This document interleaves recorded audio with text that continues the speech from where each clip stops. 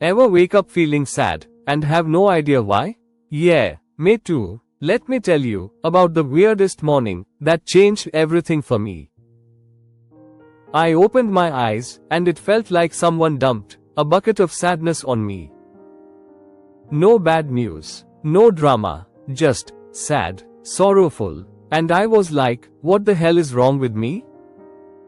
Sounds familiar? If you've ever found yourself asking, why do I feel sad for no reason?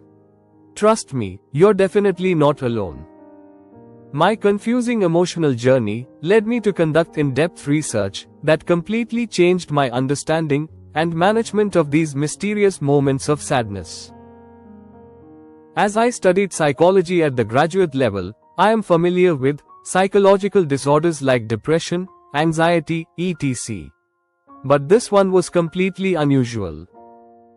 If you're just joining us, don't forget to tap that subscribe button. My, what is happening to me? Moment. It is like, I'm watching funny videos on my phone, actually laughing, when boom, sadness hits me like a truck. 1 second I'm giggling, the next moment, I suddenly become sad. The situation made zero sense. This cycle kept happening for a few days. I'd feel fine, and then suddenly feel terrible for no reason. The worst part? I struggled to explain to my friends or family why I felt down, as I honestly had no clue myself. My groundwork begins, uncovering the hidden culprits. After one particularly rough week, where sadness seemed to follow me everywhere, I decided to play detective with my emotions. What I discovered during my research completely blew my mind. Turns out, there are sneaky little routines that mess with our mood, without us even realizing it. Hidden cause number 1, digital overload and comparison trap. We live in a world of highlights. On social media, everyone's life looks perfect, flawless selfies, desirable vacations, and non-stop successes.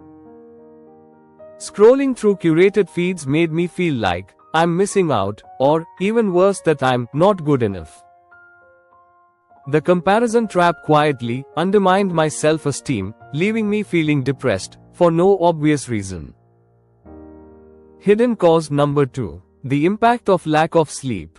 My late nights watching YouTube videos, writing, and other freelancing work were literally rewiring my brain for sadness. Research shows that sleep deprivation messes with the amygdala, your brain's emotional alarm system. It makes small problems feel massive, and happy moments feel muted. I was averaging maybe 5 to 6 hours of sleep, and wondered why everything felt overwhelming. Hidden cause number 3, the hormonal fluctuations that go unmentioned. Sometimes our hormones just decide to throw a party without inviting us. Cortisol, the stress hormone, can spike randomly, estrogen and progesterone fluctuate, and suddenly we get sad or cry without any reason. Learning this made me feel so much less crazy about my random emotional dips. The following hidden causes were not applicable to me, but may apply to you. Hidden cause number 4, emotional clutter and unprocessed feelings. We are often taught to suppress those uncomfortable feelings. Emotions are like balloons, you know? If you just ignore them, they keep getting bigger and bigger, until they eventually burst. Sometimes, past disappointments, unspoken issues, or leftover guilt can pop up as what feels like random sadness if we haven't dealt with them. Hidden cause number 5, gut feelings aren't just a symbol. Your gut and brain have a secret hotline called the gut-brain axis.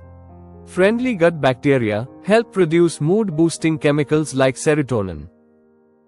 But an unhealthy diet, stress, or antibiotics can upset this balance, leading to low serotonin levels, and that sense of strange sadness. The relief strategies that actually changed my life. Once I understood what was happening, I needed solutions that work in real time. Through trial and error and lots more research, I found strategies that actually helped me climb out of those sad moments quickly. Through practice, I experienced that observing thoughts is simple, convenient, and the most powerful among all the relief strategies I figured out.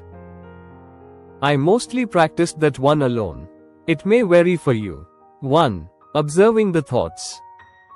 Observing the thoughts is a mindfulness practice of noticing our thoughts without judgment or engagement, allowing them to pass like clouds in the sky.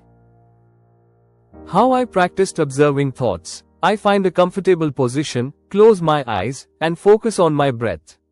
Take a few deep, intentional breaths to anchor my attention and relax my body.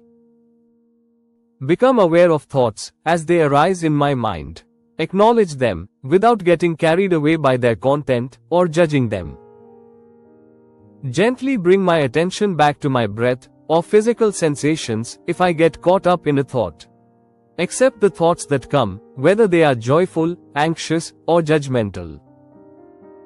This practice helped me to separate myself from my thoughts, realizing I am the observer rather than the thoughts themselves. Gradually, thoughts disappear. It led me to increased calm and a deeper understanding of my mind's nature. It strengthened my ability to be present and gain distance from my internal narrative, rather than be controlled by it. 2. The 4-4-6 breathing reset that worked instantly. When sadness hit, I started doing the simple breathing pattern: breathe in for 4 seconds, hold for 4, and then breathe out for 6.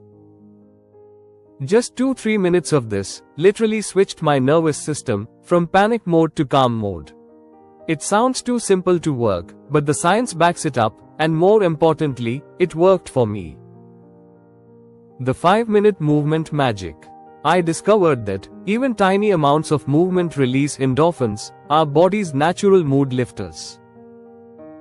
When I felt that familiar sadness creeping in, I'd put on mood-soothing songs, or do some jumping jacks, or even just stretch my arms overhead. The key was making it so easy that I couldn't talk myself out of it. 4. Sensory grounding that pulls you back to reality. When my thoughts were spiraling into sadness, I'd force myself to notice 3 things I could see around me. I could hear 2 sounds right now. I could physically touch 1 thing. This simple exercise breaks the cycle of sad thoughts by anchoring me in the present moment, instead of letting my mind wander to dark places. 5. The brain dump that cleared my mental fog. Sometimes I had no idea why I felt sad until I started writing. I'd grab my phone or a piece of paper and just dump everything in my head onto it. No filter, no judgment, just write. Usually, I'd discover there was actually something bothering me that I hadn't acknowledged. This simple practice helped me identify patterns and hidden worries I didn't even know I had. 6. Micro happiness hits that shift everything. I created a list of tiny activities that could boost my mood in less than 5 minutes. Texting a friend a funny meme. Playing one upbeat song really loudly. Making a cup of herbal tea and actually tasting it. Watching a short amusing video. The trick was having these ready before I needed them, so when sadness hit, I didn't have to think, just act. Long-term changes that built my emotional fortress. The instant relief strategies were lifesavers, but I needed more significant changes to prevent these sad episodes from happening so frequently. Here's what actually made a lasting difference: rebuilding my relationship with social media. I didn't quit social media entirely, but I got strategic about it. I unfollowed accounts that made me feel inadequate, set specific no-scroll times, especially before bed, and followed creators who shared real, imperfect moments instead of just highlights. It was clear, digital detox significantly helps with these symptoms, so I took it seriously. Feeding my gut to improve my mood. Learning about the gut-brain connection changed everything about how I eat. I started including fermented foods like yogurt, idli, and dosa and added more vegetables and whole grains. Within a few weeks, I noticed my mood felt more stable overall. I mostly avoid processed junk food, which is known to contribute to our sadness. Creating a sleep sanctuary. I turned my bedroom into an actual sleep haven.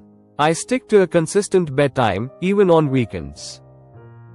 Banned screens 30 minutes before sleep, and made my room cooler and darker. Getting 7-8 hours of quality sleep was like having a superpower against random sadness. Weekly emotional check-ins. Every Sunday, I spend 15 minutes writing down my emotional highs and lows from the week. This helps me spot patterns and address issues before they snowball into those confusing sad episodes. It's like having a weekly meeting with myself. What this journey taught me about sadness. Going through this experience taught me that feeling sad for no reason isn't actually for no reason. There are usually hidden factors at play. More importantly, I learned that I'm not broken or weird for experiencing this. Research shows that unexplained sadness is incredibly common, and there are real, science-backed ways to address it. The biggest game changer was shifting from, "Why do I feel this way?" to, "What is this feeling trying to tell me?" Occasionally it was warning me about stress I hadn't acknowledged. Sometimes, it was my body asking for better care. Occasionally it was just hormones doing their thing, and that's okay too. Your turn, starting your own journey. If you're reading this and nodding along, thinking, "That's exactly how I feel," I want you to know that there's hope. You're not stuck with these confusing sad moments forever. Start small. Pick one strategy that resonates with you. Maybe it's observing thoughts, or the 4-4-6 breathing technique when sadness hits, or maybe it's doing a mini social media detox for a week. Don't try to overhaul your entire life overnight. That's just setting yourself up for failure. Remember, healing isn't linear. Some days will be better than others, and that's completely normal. The goal isn't to never feel sad again. That would be weird and unhealthy, but to understand your sadness better and have tools ready when those unexplained waves hit. The research is clear. Interventions like digital detox, gut health improvements, better sleep habits, and mindfulness practices genuinely help reduce unexplained sadness. But more than the studies and statistics, I can tell you from personal experience, you have more control over these feelings than you think. Next time that mysterious sadness shows up, greet it with curiosity instead of fear. Ask yourself what they might be trying to communicate. Then grab one of these strategies and take action. Your brighter days are closer than you think, and you absolutely have the strength to get there. While it's not always simple, it is possible to go from feeling lost and depressed to feeling empowered and clear. I'm living proof of that, and if you're ready to start your journey, you can be too. What strategy are you going to try first?